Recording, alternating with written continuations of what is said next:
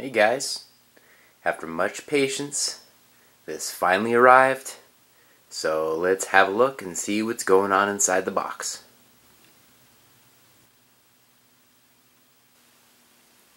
Alright, so this is what's going on inside the box. As you can see, it fits in there quite nicely. Now, one of the most notable things, unlike a lot of other ultramicros, with the exception of the Ultramicro T28 Trojan, the landing gear is held separately than the rest of the plane. Now, some guys are probably going to make some holes in the bottom of the foam of the box, that way you don't have to put the landing gear on and off each time you fly it. Myself personally, I probably won't make that change, but we'll see. We'll see how often I fly it. I think that I'm probably going to reserve this for those flying days where I just want a special treat to fly. This probably isn't going to be terribly exciting to fly, but we'll see. We'll see what happens. As you can see, everything comes in the box. It's pretty much 100% assembled except for the landing gear, and we'll get into that a little bit more later on. And you can see that right here, instead of being on the underside of the box like what is typical of all the other earlier versions of the microplanes on both the E-flite as well as the Park Zone, the manual is on the bottom of the box, so this makes it a lot easier to find and not miss quite as easy. That way you can make sure to read up on it, which everyone should do. Here is a closer look at the landing gear. As you can see, there is some fixed landing gear as well as some false retracted looking landing gear that you put on while you are flying it without the gear on if you're going to belly land it. And that is most likely how I'm going to maiden this plane, weather permitting, of course. You can also see that the battery compartment cover is not attached. And I think that probably has to do with a space consideration within the box. This is a much larger box than the other ultramicros that I've purchased and seen. In fact, this may even be the largest ultramicro that goes into its box. I've got the Ultramicro Radian, UMX Radian, and it really doesn't go back in its box, at least quite like this. The next thing that stood out to me was that, similar to the other ultramicro planes that you may or may not have had, now also, as far as that goes, if you're not used to flying ultramicros, this may not be the one for you. This is an intermediate level ultramicro. It flies like a flying fortress from what all the reports have been so far, and I'm pretty sure my Maiden's going to confirm that. And of course, in the post-flight review notes, we'll cover that and we'll address that and see if maybe it's the pilot skills of the folks or it's just the plane itself, and that'll flesh itself out as we continue on. But we've got slots for extra batteries for those days when the weather is great, you want to fly around and simulate some battles or whatever you want to do. Now we've also got, right next to it, we've got the USB charger. I described this USB charger in my Radian unboxing video, the Ultramicro, or UMX Radian, that is, and it's a pretty good little charger and comes in handy, and that's about all I'm going to say about that right now. Up next, I'm going to remove it from its box. I thought this was worth noting. As you can see here, the packaging is stuck to the plane. I'm not really sure how to remedy this. I think I'm just going to pull down here and remove that gently off camera. So I want to give all my attention to it, because the last thing I want to do is strip off some paint or cause any issues that will make my plane less perfect than it is. And here's a little sneak peek at it. I'm going to address this plastic thing and tape issue, and then we'll get a closer look at it. Alright, that crisis was averted, thankfully. Here is a look at this plane. Looks beautiful.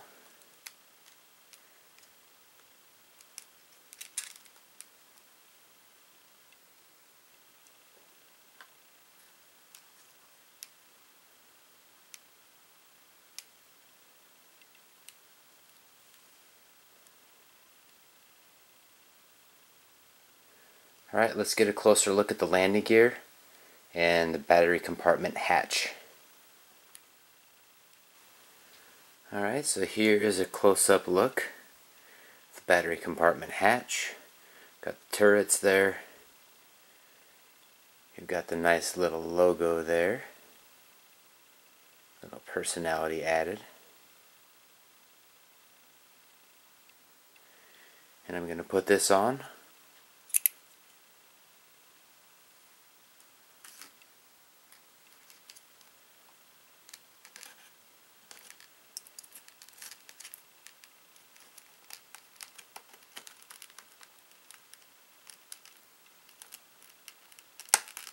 There we go. It's feeling a little bit loose. I was wondering what was going on there. Beautiful.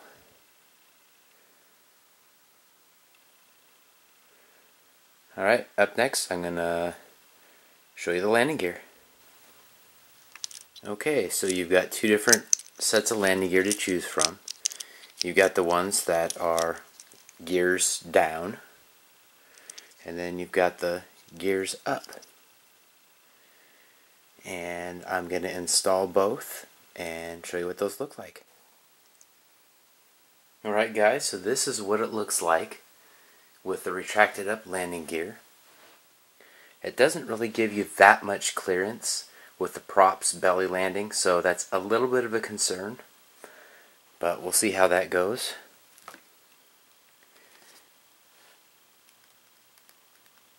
Here's what it looks like with those on.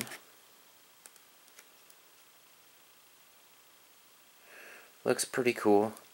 Up close, real close, it looks a little cheesy, to be completely honest. But I think when it's in the air, it's going to look pretty damn cool. Alright, we're going to look at the gear down landing gear next. Alright folks, that's what it looks like with the gear down. Now, you would think that would be an easy thing to do, just pop them in. Well, it wasn't. Even after putting in the geared up landing gear down first, it was not. I had to break out the needle nose pliers. In fact, I've taken virginities with less effort than that. So it tells you how tight of a fit that is. And what I found is pushing down on it, you're pushing down on one of the sections of the wings where you've got the motor compartment, and it feels pretty weak and soft. So I highly recommend using some needle nose pliers, at least until you get used to it. Because the last thing you want to do is compress the motor compartment and smash your plane. It's way too pretty to do that. Here's another look at the gear down that's sitting on the box. And here is yet another look at it with the gear down. Up next, I'm going to show you one of the accessories, and then I'm going to bind it and you get to hear the motors work. Here is a closer look at its battery, and what you'll notice is that its shape doesn't allow it to charge in the traditional chargers, including the USB charger that comes with it. So we've got this little extender cord here. So this will fit in the traditional charging port. I've got a 4-port charger. If you look on my channel, you'll see the review that I did on it. It actually came with my MSR helicopter, so I didn't pay for it. But you also get the review if you do want to buy it and aren't able to get it with the purchase of some other vehicle or aircraft or whatever you want to call it.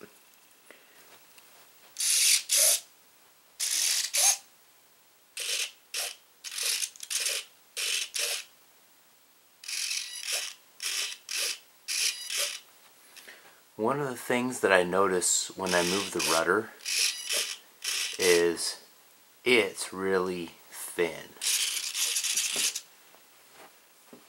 I see that as a significant potential weak point. It totally flexes and it's just incredibly thin. So do not land this on its top or it is not going to be good news.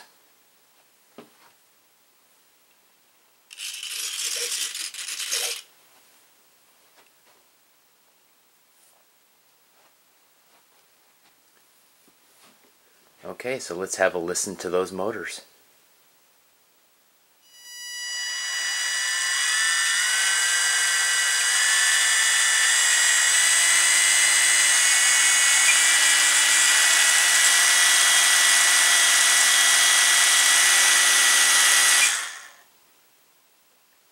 Alright, that should be good enough. And what you guys see next will be the Maiden Flight.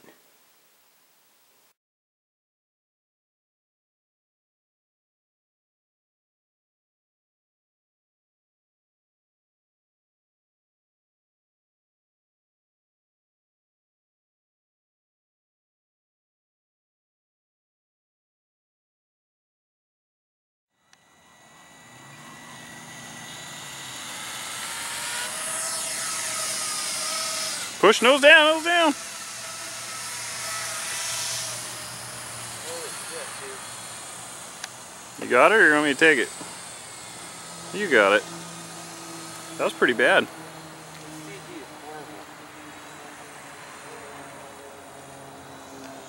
Turn around.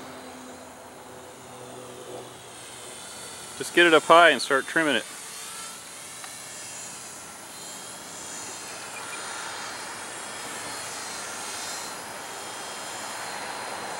Dude, I thought it was going to crash. So did I. That was really bad. What the hell?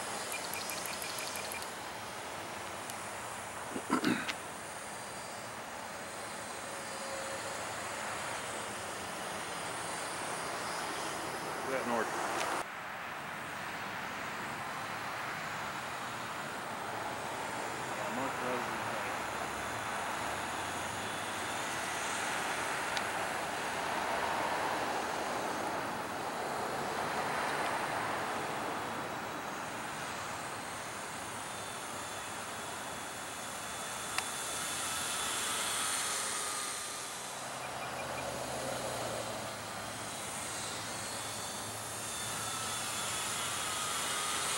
I'll just get her all trimmed out and fly it.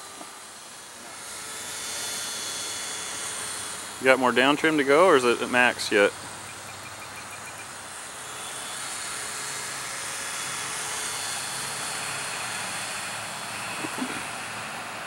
Looks better. I can see why Chuck was having issues. This thing is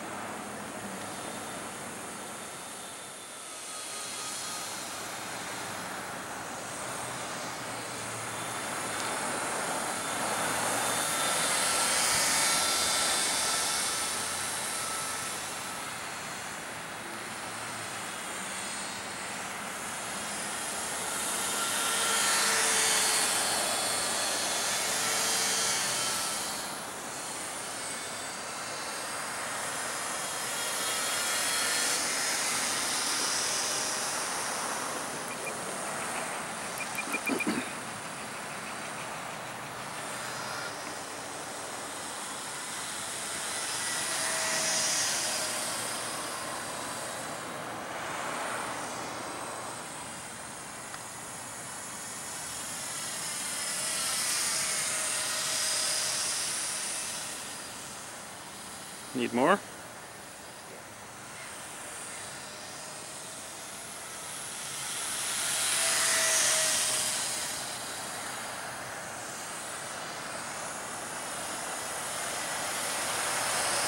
Just position ourselves for a grass landing.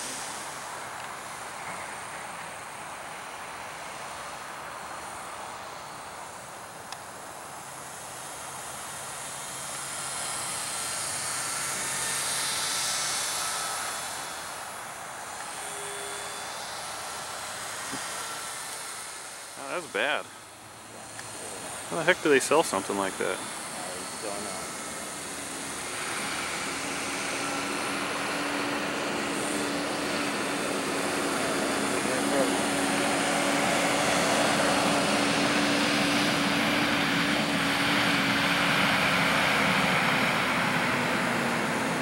Keep the nose down.